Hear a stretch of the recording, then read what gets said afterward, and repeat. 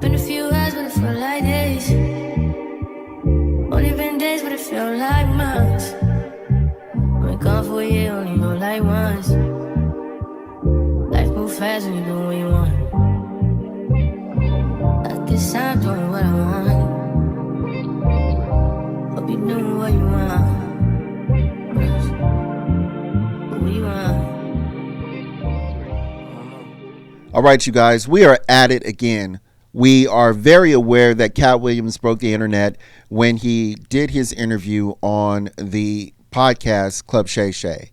And we have another person speaking out on that interview, and it's none other than Marlon Wayanes.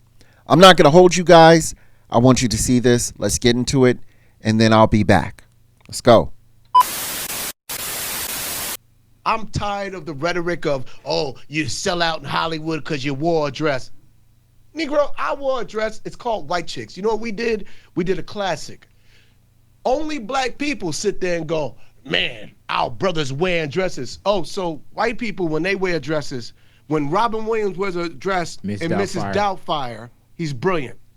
When Tom Hanks wears a dress in Bosom Buddies, oh, he's brilliant. Right? Mm-hmm. When Dustin Hoffman wears a dress in Tootsie, yes, he wins an Oscar. Mm-hmm. Black people, as soon as we put on a dress, we start tearing each other down. This is art and this is comedy. Big Boys Neighborhood. All right, people. So I've said it before, and I'm going to say it again. And this is one of those situations where you have a black man and a ninja. You have a black man and you have a ninja. And it is separated amongst the two in just normal life. But when you put comedy into the mix, it begins to get more defined. And what do I mean when I'm talking about ninjas and black people? Well, it's kind of like oil and water. They don't mix. You know how if you have a pot of water and you're boiling something, sometimes they tell you to put oil and the oil always sits on top. It's because they don't mix. They don't think the same. They don't relate. Their chemicals are atomically different. And that's what you get when you are dealing with these two different kinds of black people. Okay. And when I look and I think about ninjas, I think about people like Katt Williams. I think about people like D.L. Hughley. I think about people like Michael Blackson. And I'm just speaking from a type of comedy that they do. And the type of comedy that they do is roasting to some degree. And I know comics do that overall, but there's a certain kind of roasting and playing the dozens that these particular black people do. But then you have the other comedians. And the other comedians are people like Kevin Hart, Steve Harvey. You have, what's another one I can think of?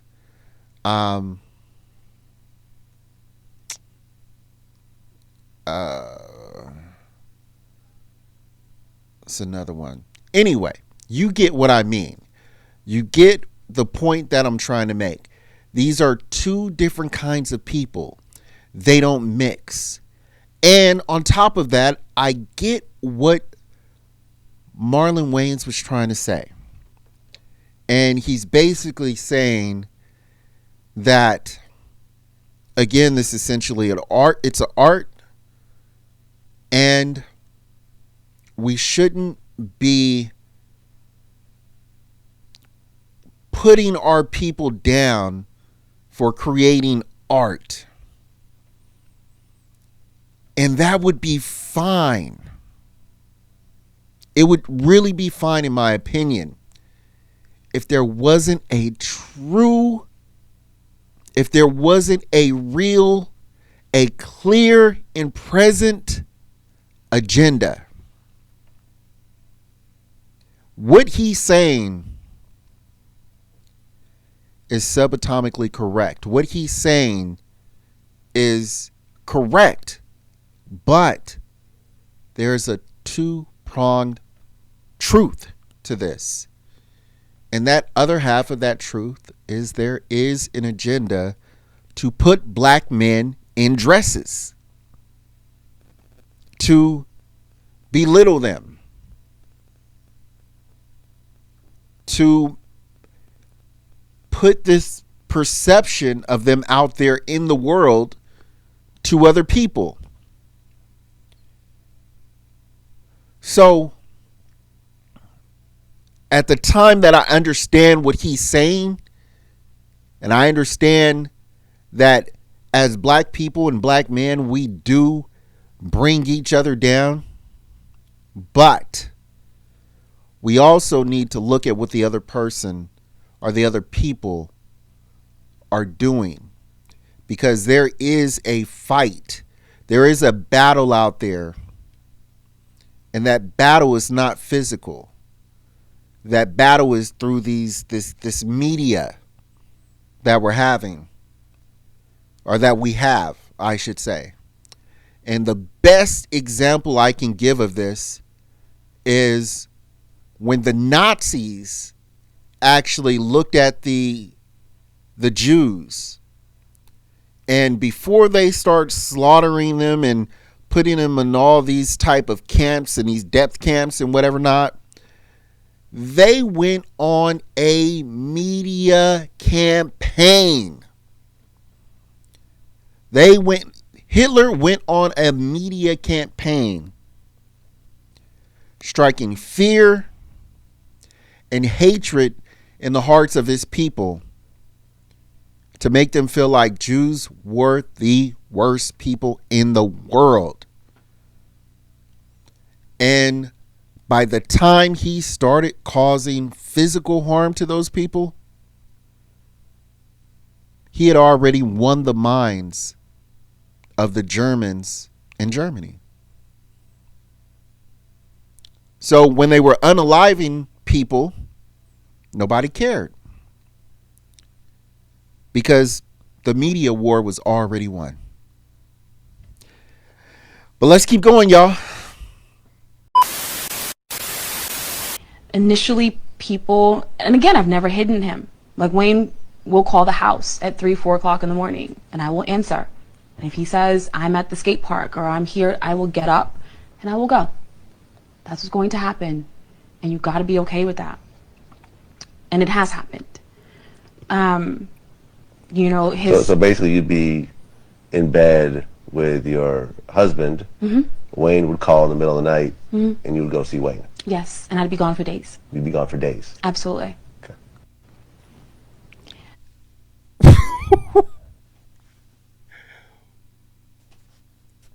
What? What? Oh, okay. All right. Let's. Ladies and gentlemen, what you are looking at here is the textbook example of what an alpha widow looks like. That's exactly what you are looking at right now. When a woman gets the caliber of a man such as Lil Wayne, and she's around this man, she gets to pick this man's brain, she feels that she is of a certain quality of woman, and she deserves a man like Wayne or similar to Wayne. And when she doesn't get it, it becomes a situation of her chasing this caliber of man that she will probably never ever get again in her life. And she's just leaving a wake of good men in her trail. She's leaving a wake of men that loved her, treated her well, respected her.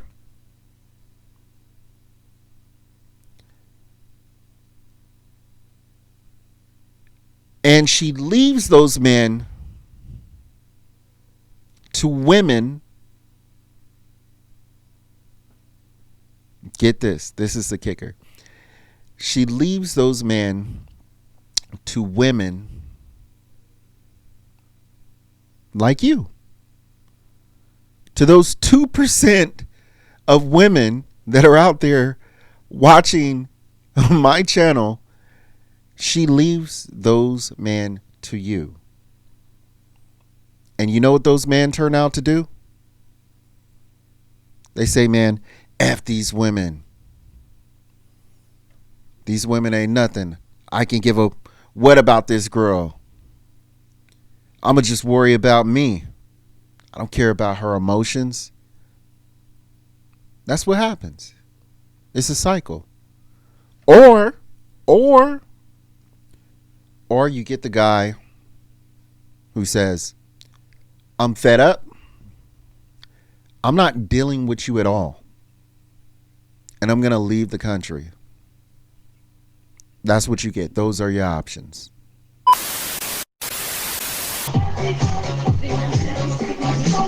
Babae lang kami, sir. Ate Ruth. Nalasing na yung Ate,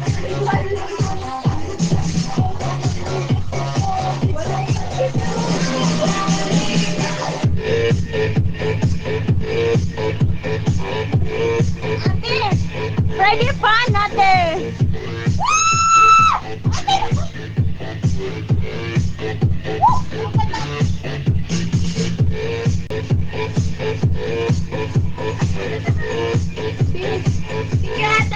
Biis na biis.